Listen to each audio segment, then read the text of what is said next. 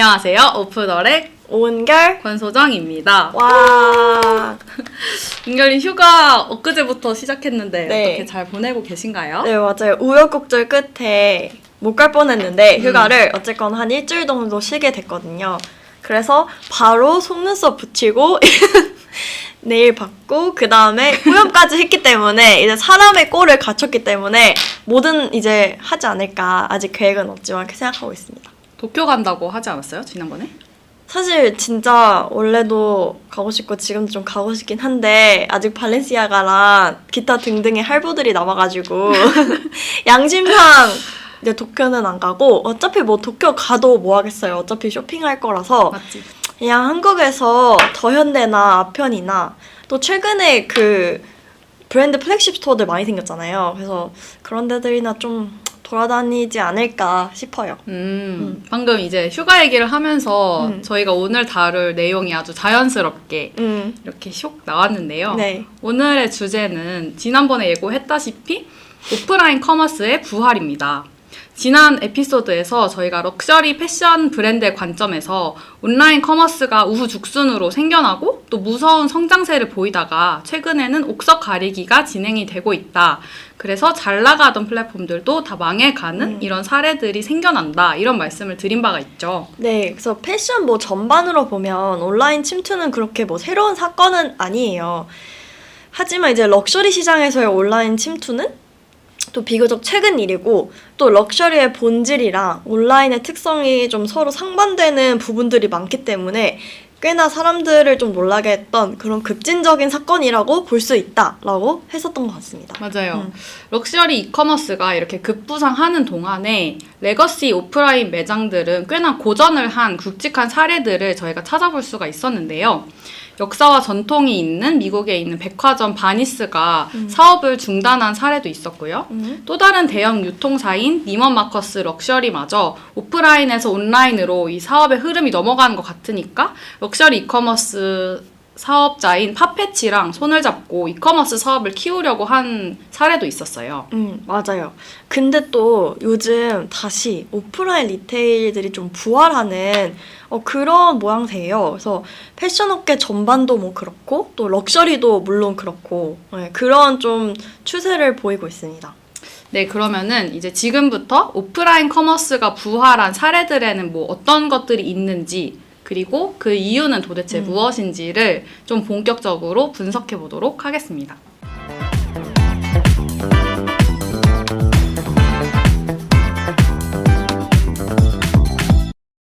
먼저 오프라인 커머스의 유형들을 좀 한번 정의해 보도록 할게요. 네, 크게는 신세계, 롯데, 현대와 같은 대형 유통사에서 운영하는 백화점, 면세점, 편집샵 등이 있겠죠. 브랜드에서 직접 운영하는 브랜드 매장, 이렇게로도 분류를 할 수 있겠고요.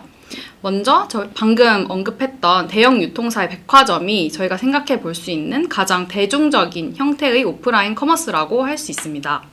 대규모 자본을 가진 유통사업자가 트래픽이 많은 좋은 위치에 대형 건물을 짓고 브랜드를 입점시키고 임대료 혹은 판매 수수료 혹은 둘 다를 받는 형태입니다. 입지가 좋고 백화점의 브랜드가 주는 신뢰도, 그리고 음식점, 카페, 영화관 등의 놀이 인프라를 모두 갖추고 있기 때문에 유동인구가 많다는 것이 브랜드 입장에서도 소비자 입장에서도 큰 장점이 될 수 있을 것 같아요. 네, 이렇게 하나의 매장에 하나의 브랜드를 온전히 입점시킨 후에 계속해서 이제 계약을 갱신해 나가는 이런 전통적인 플레이도 있겠지만, 또 하나의 매장에 여러 개의 브랜드가 입점해 있는 편집샵이라는 것도 있고, 그리고 일정 기간 동안만 진행하는 팝업 스토어 형태, 이렇게 또 형태를 좀 더 세분화해 볼 수 있을 것 같아요. 네, 먼저 편집샵은 뭐냐? 저는 개인적으로 이 중에 편집샵이 제일 좋은데요. 이게 왜냐면은 세분화된 라이프 스타일, 그러니까 소비자들이 다양한 라이프 스타일을 다 가지고 있잖아요. 그래서 이 각각의 라이프 스타일에 적합한 상품을 구비해 놓고 판매를 하는 매장을 의미합니다. 그래서 딱 타겟층을 좀 정해놓고 해당 소비자층에서 수요가 있을 만한 감성, 그리고 가격대 등을 가진 브랜드들을 이 주인 사장님들이 다 이렇게 서치를 해가지고 입점을 시키는 거죠. 네.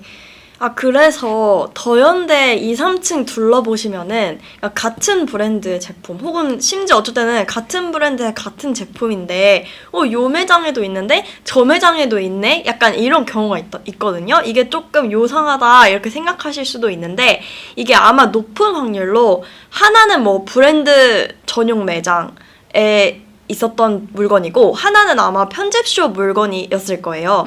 아니면은 뭐 두 개의 편집숍에서 같은 제품을 바잉했을 수도 있는 거고요. 맞아요.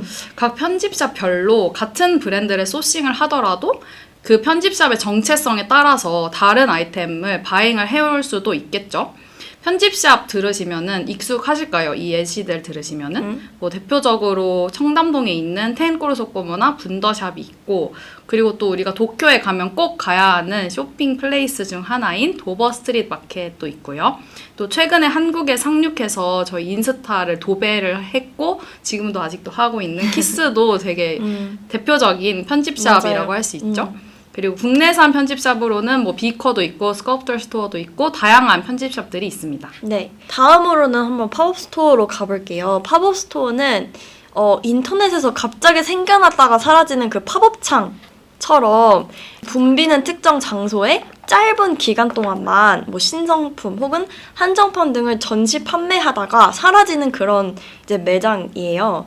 그래서 이제 좀 더 컨셉추얼하게 매장을 꾸며서 그러니까 완전 뭐 실용적이라기보다는 좀 더 컨셉추얼하게 매장을 꾸며서 브랜드의 아이덴티티나 혹은 해당 시즌의 컨셉을 좀 더 응축해서 경험할 수 있는 그런 매장을 구성하는 게 좀 특징입니다. 단순히 제품을 딱 판매하기 위한 목적의 공간이라기보다는 그 브랜드나 제품에 대한 경험을 할 수 있는 그런 경험 중심적인 공간으로 활용하는 게 좀 일반적이고요.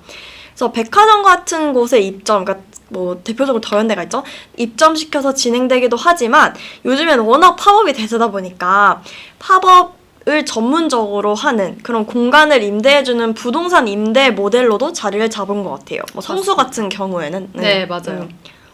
그리고 이런 팝업 스토어 외에도 또 한 가지 브랜드 샵을 빼놓을 수 없겠죠. 브랜드의 정체성을 가장 잘 나타내는 단독 매장을 의미합니다. 이제 백화점이나 편집샵처럼 한 번 유통 채널을 거치는 게 아니라 브랜드에서 직접 소비자에게 판매하는 D2C 유통 모델이라고 할 수 있어요. 브랜드에서 직접 운영하는 매장 중에서도 특히 플래그십이라고 불리는 매장들이 있잖아요. 뭐 예를 들어서 한남동에 마르디 매크르디라는 브랜드 매장이 한남동 뒷골목을 다 점령을 하고 있는데 그 중에서도 브랜드의 정체성과 문화를 가장 응축시켜서 소비자들이 거기에 방문했을 때 마르디 매크르디라는 브랜드를 경험을 할 수 있도록 여러 가지 장치를 해둔 전략 매장, 보통은 가장 화려하고 맞아. 제일 삐까뻔쩍한 매장 그런 거를 이제 플래그십 스토어라고 부르면 될 것 같아요. 네, 그러면은 이제 본격적으로 오프라인 유통 채널의 부활 사례들에 대해서 좀 한번 알아볼게요.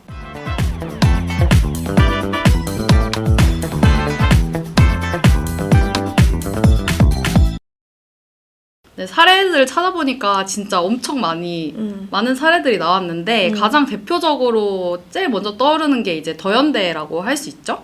이제 코로나로 오프라인 월드가 전부 다 죽어가던 마당에 2021년에 현대백화점에서 여의도 한복판에 27,000여 평의 대형 백화점을 짠 하고 런칭을 해버립니다. 네. 이제 백화점 매출 극대화의 국룰이죠. 에르메스, 루이비통, 샤넬, 에루샤 3총사도 없이 2023년에 연간 매출이 1조 1천억 원을 돌파하면서 최단기간 내에 1조 원이 넘는 매출을 기록한 백화점으로 달성을 했습니다.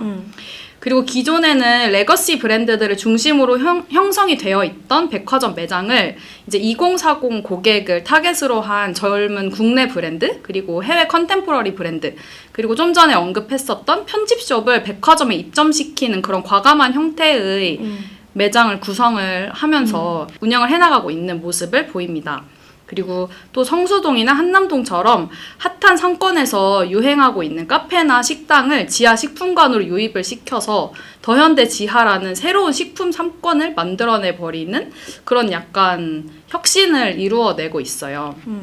그래서 이게 결과적으로 2021년에 87,854원이었던 더현대 서울의 객단가가 22년에는 93,400원, 그리고 2023년에는 101,904원으로 이게 계속 올라가고 있어요. 식품의 그 비중은 자꾸 줄어들고 이런 컨템포러리 브랜드를 구매하는 고객이 점점 많아지면서 이제 대표적인 오프라인의 혁신과 부활 사례로 자리매김을 했죠. 이게 안 그래도 처음에 더현대 생겼을 때 사람들이 하던 얘기가 이게 뭔가 MZ를 타겟한 그런 젊은 백화점으로 가니까 맞아. 사람들은 바글바글한데 애들이 돈을 안 쓴다. 맞아. 우리도 그런 얘기 했잖아. 찐 물줄 안 온다. 이제 이런 말들이 사실 있었는데 저도 몰랐는데 지금 보니까 어쨌든 계속해서 객단가는 증가를 시켜왔나 보네요. 그러니까. 그리고 최근에는 루이비통도 들어왔죠. 입점했잖아요. 네. 했잖아요. 찐 물주들도 여기 가나 봐요. 네, 그래서 더현대는 뭐 사실 모두가 너무나 잘하는 그런 성공 사례인 것 같고 특히 왜냐면 말씀하신 것처럼 코로나 딱 그 한복판에서 오픈을 했기 때문에 진짜 대단한 것 같아.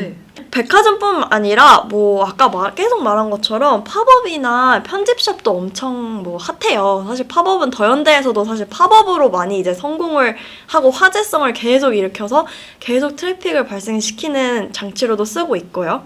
그래서 뭐 성수 대표적으로 다들 아시죠? 그래서 저는 이제 기빨려서 그래서 안 가. 성수는 잘 안 가거든요. 왜냐면은 기 빨렸던 게 저번에 갔다가 무슨 그 성수동 그 거리 있잖아요. 맞아. 사거리? 응. 거기가 무슨 에버랜드 마냥 맞아, 어린이날 에버랜드 마냥 사람이 너무 많고 다 막 줄 서서 밀려서 가야 되는 그 정도인 거예요. 맞아. 그냥 길거리인데. 그래서 이거 왜 그럴까? 그게 과연 뭐 때문이냐? 뭐 여러 가지가 있겠죠. 뭐 음식점도 생기고 뭐 카페가 생기고 하겠지만 대표적으로는 각종 팝업 스토어들 그리고 플래그십 스토어들이 저는 한몫을 했다고 봐요. 일주일 동안 성수에서만 진행되는 팝업 스토어가 평균 40-50개래요. 미친 것 같아. 서울도 아니고 그냥 미친 것 성수동. 같아요. 약간 어떤 구도 아니고 제 말이. 성수동에서만 40-50개고 그리고 네이버 기준 팝업 스토어라는 이 키워드의 검색량이 2023년에 2020년 대비해서는 뭐 거의 10배고 2022년 대비해서도 거의 2배에 달할 정도로 굉장히 사람들의 관심이 뜨겁습니다. 진짜 팝업의 열기는 대체 언제 식을 것인가. 그러니까. 새로운 어떤 놀이문화? 약간 그런 게 되어가고 있는 것 같아요. 맞아요. 팝업이. 근데 이제 팝업뿐만 아니라 또 편집샵이랑 플래그십도 사실 또 핫해요. 무신사는 올해까지 총 30개나 되는 점포를 오픈을 하는 게 목표라고 하고 또 실험적인 브랜드들을 주로 입점시키는 MT라는 또 편집샵이 있는데 얘네는 원래 성수에 맞아요. 오프라인 매장을 두고 있다가 이제 최근에 압구정에 총 350평이나 되는 규모 그리고 총 2층까지 있는 대규모의 매장을 또 오픈을 한 바가 있습니다. 네네. 이 외에 팔라스랑 슈프림은 압구정에 그리고 르메르는 그 한남동에 국내 첫 플래그십 스토어를 열면서 되게 많은 관심을 받았었죠. 자, 그럼 본격적으로 오프라인 어떻게, 왜 다시 이렇게 부활한 것인지 한번 고민해 보도록 할게요.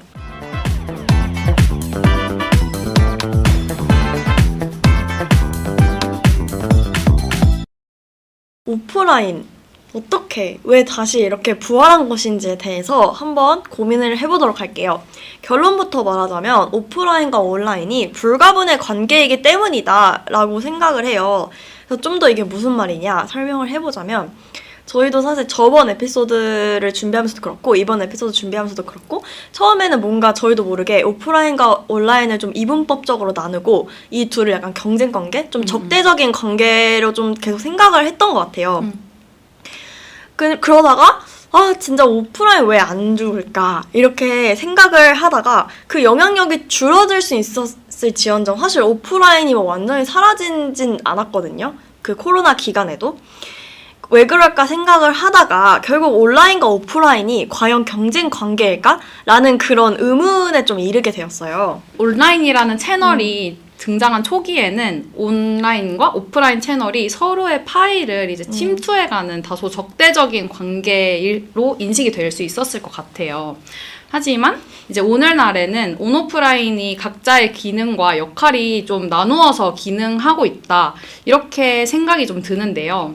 그렇기 때문에 좀 중요한 것은 온라인과 오프라인에서 각각 소비자들에게 제공을 할 수 있는 가치를 적절하게 좀 섞어서 운영을 하는 것이 브랜드나 유통사 관점에서 필연적이지 않나? 이런 생각이 좀 듭니다. 네, 맞아요. 그래서 소비자들이 각 채널, 그러니까 온라인 채널, 오프라인 채널에서 어떤 가치를 제공받고 싶어 하는지, 그리고 본인들이 뭐 그게 브랜드사든 유통 채널이든 영위하고 있는 자신의 사업적인 특성이 무엇인지를 되게 잘 파악해서 그 목적과 활용도를 되게 적절히 분배하는 그런 사업자가 살아남지 않을까라는 생각을 해요. 그래서 결국 뭐 온라인에 집중하는 사업자가 망한다라고 볼 수도 없고 오프라인에 집중하는 사업자가 뭐 망한다, 잘 된다 이렇게 볼 수도 없어요. 각 채널의 장단점을 잘못 활용하는 사업자, 그래서 뭔가 지루한 온라인과 불편한 막 온라인, 오프라인 뭐 그러한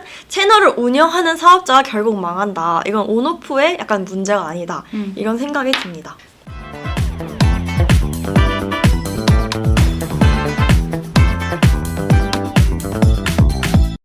그럼 오늘날 패션 산업에서 온오프 채널은 각각 어떠한 역할을 수행을 하고 있는지를 한번 따져봐야 어떻게 섞을 수 있을지 이런 얘기를 할 수 있을 것 같은데요. 온라인 채널의 특성은 저희가 지난번 에피소드에서 이미 한번 다룬 바가 있으니까 이번 에피소드에서는 오프라인을 중심으로 한번 분석을 해보도록 하겠습니다. 뭐 첫 번째 기능은 아무래도 고객과의 물리적 접점을 마련해 준다는 것 같아요. 그래서 이건 사실 온라인이 절대 할 수 없는 오프라인의 근본이잖아요. 오프라인의 말 뜻 자체가 그쵸? 그거니까. 네, 이거의 반증 사례를 온라인에서 찾아볼 수가 있을 것 같아요. 그래서 온라인 베이스 브랜드들이 뭐 샘플 배송이라든가 아니면 무료 반품이라든가 아니면 VR, AR을 통한 뭐 매장 체험이라던가 막 AI를 활용한 막 가상 피팅이라던가 막 이런 기능들을 계속 발전시켜 나가잖아요. 이게 결국에는 모두 오프라인의 장점을 온라인으로 옮겨오려는 시도잖아요.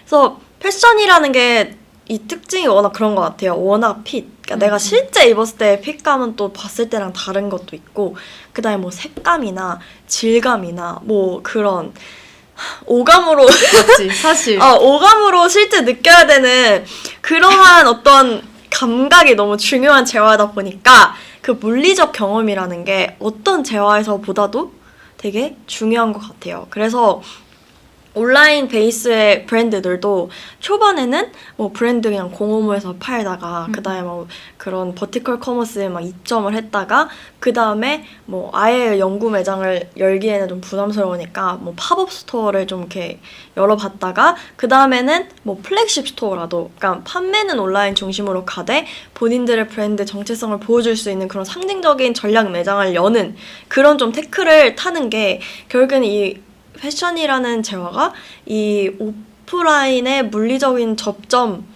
매우 매우 중요해서 그런 것이 아닐까라는 생각이 듭니다. 네, 맞습니다. 그래서 이 나머지 두 가지 역할도 결국에는 이 첫 번째 기능이자 오프라인의 본질적인 성질을 기반으로 하고 있다고 할 수 있는데요. 이제 두 번째 기능은 브랜드의 정체성을 보다 다채롭게 보여줄 수 있다는 점입니다. 패션 브랜드, 특히 하이엔드 브랜드로 갈수록 저희가 누누이 말씀드리지만 브랜드 이미지, 브랜드 정체성은 단기 매출을 포기할 만큼의 가치가 있다고 할 수 있습니다. 그래서 이러한 특성 때문에 오프라인 매장은 단순히 판매를 위한 공간 그 이상의 기능을 해요. 공간 자체가 브랜드를 의미하는 만큼 브랜드 입장에서는 엑스테리어와 인테리어 모두에 하나하나 심혈을 엄청 기울입니다.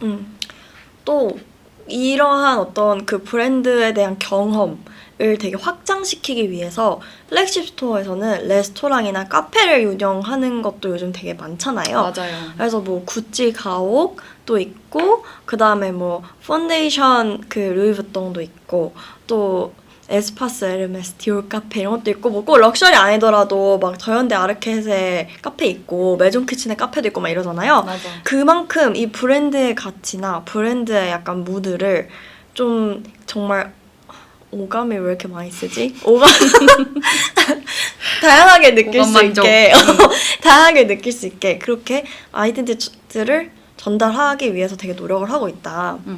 또 뭐 이렇게 직접 뭐 운영하는 매장에서 뿐만이 아니라 백화점도 보면은 그 브랜드들 쇼윈도, 특히 명품 브랜드가 이제 아무래도 1층에 많으니까 쇼윈도를 구성하는 데에도 엄청나게 많이 신경을 써요. 그래서 뭐 에르메스 같은 경우에는 되게 국내에 유명한 타일 아티스트 윤현 상제와 뭐 콜라보 해가지고 거기에 어떤 구조물이나 작품을 전시한다든지, 그러니까 이런 식으로 그 브랜드의 정체성, 뭐 이번 시즌의 컨셉 이런 거를 되게 알리는 기능을 한다, 오프라인 스토어가. 맞아요. 그리고 또 백화점이나 편집숍에서 브랜드의 물건을 바행을 할 때도 이제 브랜드 입장에서 우리 물건 사주셔서 너무 감사합니다 이렇게 넙죽 이렇게 드리는 게 아니라 이제 어떤 컨셉을 가진 어떤 편집숍에서 우리의 제품을 어떤 구성으로 사가는지 이거를 PR팀에서 하나하나 검토를 하는 걸 거쳐서 제품이 나가거든요. 그래서 이렇게 오프라인 커머스 공간이라는 것은 브랜드 입장에서 좀 고객에게 브랜드의 정체성을 전달을 하고 그 공간에서 브랜드를 응축해서 보여줄 수 있는 하나의 매개체 역할을 하게 되는 거죠. 네. 마지막으로는 계속해서 그 오프라인이 가지는 물리적인 그 접점을 만든다라는 특성의 연장선에서 온라인에서는 시도할 수 없는 또 다양한 마케팅을 펼칠 수 있는 공간인 것 같아요. 뭐 팝업스토어가 최근에는 가장 대표적인 마케팅 수단이 되고 있는 것 같고, 또 기존의 역할은 오프라인의 플래그십 매장을 운영하기 어려운 온라인 베이스 브랜드들이 단기간에 브랜드를 알리고자 할 때 팝업스토어를 활용했다면은 또 최근에는 럭셔리 브랜드들도 팝업을 하기도 하거든요. 되게 신기하게. 그러니까 브랜드는 너무 이제 각인이 되어 있다 보니까 뭐 신제품을 출시했다, 아니면은 뭐 크루즈 컬렉션 같은 조금 이렇게 특별한 그런 오케이션 때 이를 홍보하기 위한 목적으로 백화점 내부에 팝업을 설치하거나, 아니면은 아예 그냥 성수동 그 버버리처럼 아예 새로운 공간에 팝업을 열기도 해요.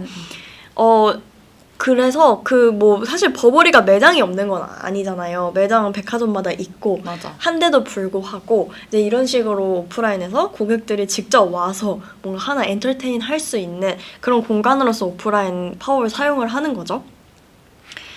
뭐 그러고 좀 전에 뭐 사실 첫 번째에서도 설명을 드렸지만 뭐 레스토랑이나 식당이나 뭐 갤러리나 뭐 이런 거를 또 막 오픈을 하고 운영을 하는 것도 하나의 이제 브랜드에 대한 마케팅 수단이고 브랜드에 대한 접근성을 높이는 그런 목적으로 볼 수 있을 것 같습니다.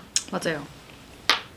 물건을 사기에는 좀 너무 돈 많이 드니까 식당 가서 밥이나 한 끼 먹어보고 맞아. 카페에서 커피 한 잔 사 먹어보고 뭐 이런 역할을 한다고 할 수 있겠죠. 네네. 그러면서 좀 더 브랜드를 느끼고 맞아. 다음에는 21살 때 디올 카페 가봤어요. 아 그때 있었어요? 그때 디올 있었어요. 카페가? 근데 아니, 성수동에 생긴 게 아니야? 그 청담동에도 있어. 그 아메리카노 앞서가시네요. 그때도 17,000원이어가지고 17,000원이었거든. 호텔 약간 커피 가격이네. 아직도 생각나. 17,000원 보고 한 잔으로 우리 나눠 먹을래? 하고 한 잔으로 진짜? 나눠 먹었어. 응. 그래서 접근성이 물론 높지만 너무 눈물 없이 들을 수 없는 접근성이 스토리인데? 조금 높다. 접근성은 높은데 배려가 좀 진입장벽이 높다. 약간 생각보다 높다. 맞아요. 스타벅스보단 높대. 21살한테는 좀 빡셌다. 17,000원이었어. 와 진짜. 그럼 뭐죠? 뭐 디올 뭐 무늬 그려져 위에? 퀼트 막 이런 거? 뭐 이렇게 접시 팬시 접시에 이렇게 나오고. 아니 1인 1메뉴입니다 손님 이런 거 안 해? 근데 약간 조금 쪽팔리니까 커피 하나랑 쿠키 무슨 같은 거? 쿠키 같은 거 하나 시켜가지고 그럼 막 디올 뭐 이런 거 써 있는 거에 막 이렇게 싹 주고. 예쁘다. 네, 이렇게 오프라인이 중요하다. 이게 마케팅입니다, 여러분. 네. 자, 그럼 이제 네. 마무리를 해볼까요? 네. 네.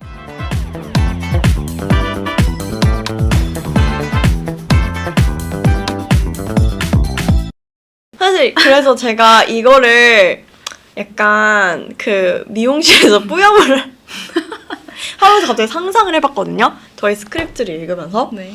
근데 그러면 오프라인 이 물리적 공간이라는 게 있는 한, 아니 너무 양자역학으로 가나? 하여튼 물리적 공간이라는 게 있는 한 오프라인은 되게 진화하고 결국엔 지루한 오프라인이 죽는 거지 사람들을 계속해서 유입시킬 수 있는 오프라인은 계속해서 있겠다 발전을 하면서라는 생각을 해다가 그러면은 메타버스가 오면은 오프라인이 망하나?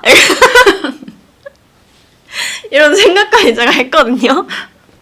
아니야. 어떻게 생각하세요? 근데 저는 메타버스가 그때 한참 핫할 때 막 그런 얘기 많이 했었잖아요. 무슨 직방인가 뭔가는 메타버스로 사무실 운영하고 다 재택하고 그랬잖아요, 그때. 그래, 난 몰라. 그런 스타트업들 있었거든요. 메타버스 진짜? 처음 딱 나왔을 때. 너무 앞서갔네. 우리 회사는 이제 메타버스에서 일한다. 이래가지고 메타버스 사무실에 모여서 막 일하고 말렸어요. 그러면서. 그러니까 엄마가 출근 안 하니? 이러면은 나 출근했어. 곡을 끄고 나 출근했어. 근데 그래도 다 메타버스 가다가 다시 돌아왔잖아요. 그러니까 그런 게 이렇게 직접 물리적으로 만나서 하는 어떤 소통이나 뭐 그런 거에는 그러니까. 어쨌든 사람이니까 필요하니까. 아니 이게 너무 인문학적, 약간 철학적으로 가는데 맞죠. 그냥 그런 거 항상 궁금해. 그러니까 지금은 절대 아니라고 하는데 약간 나중에는 이게 너무 그럼 그렇게 당연해질 될까? 수도 있잖아. 그러니까 그게 너무 난 궁금한 거지. 그건 그래. 근데 생각보다 메타버스는 좀 요원한 것 같아. 그러니까 그치? 한때 막 이제 코로나 때 얘기가 맞아. 나왔다가 메타버스 가기 전에 일단 AI부터 해야 되니까 맞지. 약간 요원한 것 같고 어쨌든 그럼 그때까지 다들 오프라인 쇼핑 즐기시고요. 오프라인 쇼핑장. 할 수 있을 때 맞아. 갑자기 곡을 껴야 될 수 있으니까 메타버스가 다 대체하기 전에. 어쨌든 네 그렇습니다. 그래서 오늘은 오프라인의 어떤 부활 그 이유 약간 이거에 대해서 알아봤고요. 다음 주제는 뭐 할까요? 다음 주제는 또 얼마 전에 BOF에서 뜬 비즈니스 오브 패션에 뜬 기사 보니까 샤넬 그 언니 이름 뭐지? 몰라. 나는 그 언니 고유명사 잘 못해요. 이름 어려운 V가 많이 들어가는. 뭐지? 야 이거 하면서 우리 그 아니야, 이름도 모르는 게 좀 그렇다. 프로페셔널하기 위해서 프로페셔널하기 위해서 지금 검색해 볼게요. 오케이. 지금 BOF를 검색해. How will Chanel pick a new designer? 버지니 비아드. 그거 맞아? 맞아.